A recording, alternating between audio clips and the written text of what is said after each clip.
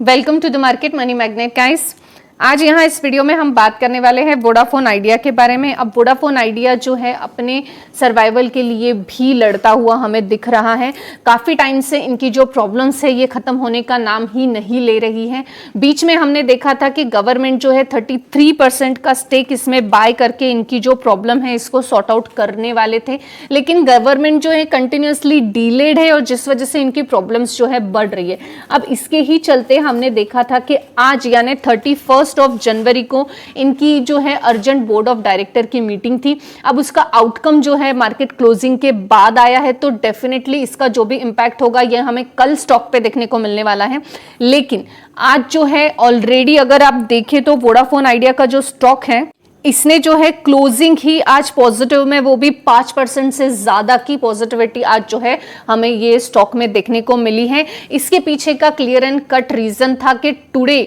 यानी 31 ऑफ जैन को जो है एक अर्जेंट बोर्ड ऑफ डायरेक्टर की मीटिंग बुलाई थी फॉर द फंड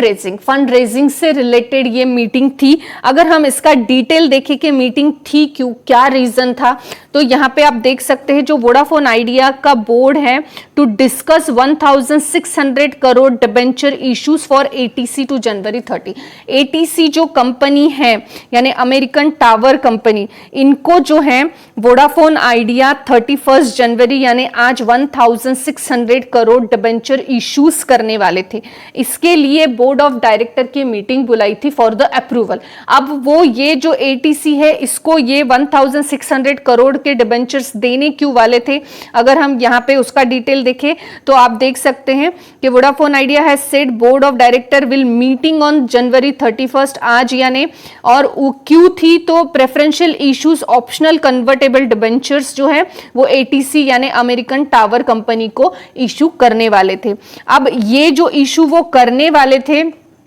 वो उसके पीछे उन्होंने और भी एक्सप्लेनेशन दिया है कि जो टाइमलाइन ड्यू हो रहा है डीले गवर्नमेंट की तरफ से 16,113 करोड़ के जो है उसका interest deferred adjust gross revenue related to due equity, इसका जो इंटरेस्ट उनको पड़ रहा है जो उन्होंने एटीसी से बोरो किए थे उसके चलते जो है उनको ये अर्जेंट डिसीजन लेना पड़ेगा, क्योंकि गवर्नमेंट की तरफ से ये जो डिले हो रहा है उसकी वजह से इंटरेस्ट उनके ऊपर एक्यूर होता जा रहा है। अब ये टेलीकॉम सेक्टर में कन्वर्टिंग एक्स्ट्राऑर्डिनरी जनरल मीटिंग जो है ये अप्रूवल देने वाली थी शेयर होल्डर के लिए फॉर द सेम, यानी ये जो एटीसी को वो डिबेंचर्स इशू करने वाले हैं इसके लिए उनको बोर्ड ऑफ डायरेक्टर का अप्रूवल चाहिए, जिसके चलते कि 31 दिसंबर को जो है ये अर्जेंट मीटिंग बुलाई गई है। अब यहाँ पे भी आप देख सकते हैं जो बॉम्बे स्टॉक एक्सचेंज है उनके ऊपर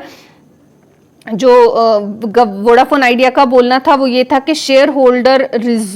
resolution date 21st of November 22 approving the preferential issue of optional convertible debentures, यानी 21st of November के मीटिंग में उन्होंने ये चीज़ तो अप्रूव कर दी थी कि अगर हम जो है अभी ऑप्शनल कन्वर्टेबल डिबेंचर जो है इसको इशू करेंगे किसे, एटीसी को यानी अमेरिकन टावर कंपनी को, infrastructure private telecom infrastructure private limited ATC had lapse as the OCD. अब यहाँ पे ओसीडी जो है ऑप्शनल कन्वर्टेबल डिबेंचर है, could not issue within the prescribe period of 15 days that fresh approval share holder would be sought required, यानी यहाँ पे जो है फ्रेश अप्रूवल की जरूरत थी। अब यहाँ पे मोस्ट इंपॉर्टेंट क्वेश्चन है क्या अप्रूवल मिल चुका है, तो हाँ गाइस आज की अगर आप देखें बोर्ड ऑफ डायरेक्टर की मीटिंग का जो आउटकम था उसमें आप देख सकते हैं कि बोर्ड ऑफ डायरेक्टर जो है अप्रूव कर दिया है, ग्रांट कर दिया है शेयर होल्डर्स ने एक्स्ट्राऑर्डिनरी जनरल मीटिंग में कि जो 21 ऑफ नवंबर को जो इशू किए थे optional convertible debenture to ATC telecom infrastructure private limited को वो देने के लिए जो है अप्रूव कर दिया है। अब इससे वोडाफोन आइडिया को क्या फायदा होने वाला है, तो गाइज जो वोडाफोन आइडिया है आप अगर यहाँ देखेंगे तो आगे मेंशन किया ही है कि ये प्रेफरेंशियल डिबेंचर शेयर्स जो है यहाँ थोड़ा डिटेल भी दिया है कितने लाख का इंडियन रुपीस में क्या है, फेस वैल्यू क्या है, आप वो बीएससी के वेबसाइट से डाउनलोड करके बाकी डिटेल देख सकते हैं। तो जो मेन कॉज है कि इसके पीछे का बेनिफिट क्या होने वाला है, तो फॉर सेड पर्पस अप्रूवल जो दिया गया है यहाँ पे क्लियर लिखा है fund raise pay out amount would be company ATC under the master agreement and the extended of the reminder for the general corporate purpose for the company. तो उनको कुछ और समय एक्सटेंडेड मिल जाएगा फॉर द फंड रेजिंग और वो जो due है क्लियर करने के लिए। अब यहाँ पे जो है इसके अलावा approve convincing the extraordinary general meeting भी होगी और 25 ऑफ फेब को होगी। तब हमें एक्स्ट्राऑर्डिनरी जनरल मीटिंग में फिर से समझ में आएगा कि वोडाफोन आइडिया का अब नेक्स्ट स्टेप क्या है। ड्यूरिंग हम कह सकते बजट के बाद अगर गवर्नमेंट ने इस पर फोकस किया और ये जो शेयर्स है जो इनका डेप्थ है उनको अगर इक्विटी में कन्वर्ट किया तो हो सकता है वोडाफोन आइडिया के लिए थोड़ी आसानी बने। लेकिन अभी ये एक जो है